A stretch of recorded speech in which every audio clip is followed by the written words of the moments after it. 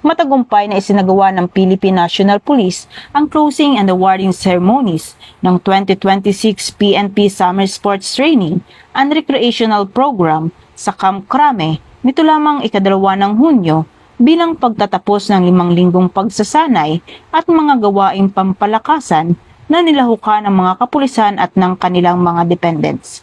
Layunin ng programa na isulong ang holistic development ng mga kalahok sa pamamagitan ng iba't ibang sports at recreational activities. Sa kanyang mensahe, binigyan diin ni Chief PNP Police General Jose Melencio C. Natatis Jr. na kinatawa ni Police Lieutenant General Bernard M. Banac, Deputy Chief PNP for Administration, ang kahalagahan ng programa bilang bahagi ng mga inisyatiba ng organisasyon para sa moral at welfare ng mga tauhan.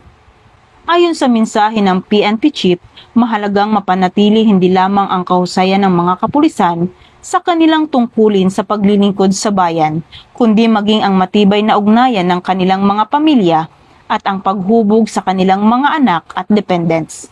Sa pagtatapos ng programa, kinilala at ginawaran ang mga natatanging kalahok bilang pagkilala sa kanilang pagsisikap at kahusayan sa iba't ibang larangan ng sports at recreational activities.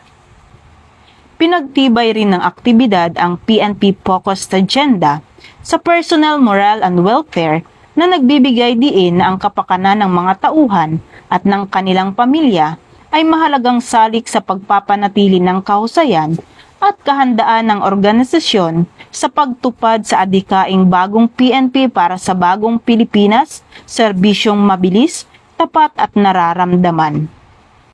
Mula dito sa Campo Crame, ako ang inyong PNN correspondent, Patroluman Dara Palogni, alagad ng batas, tagataguyod ng balitang pulis.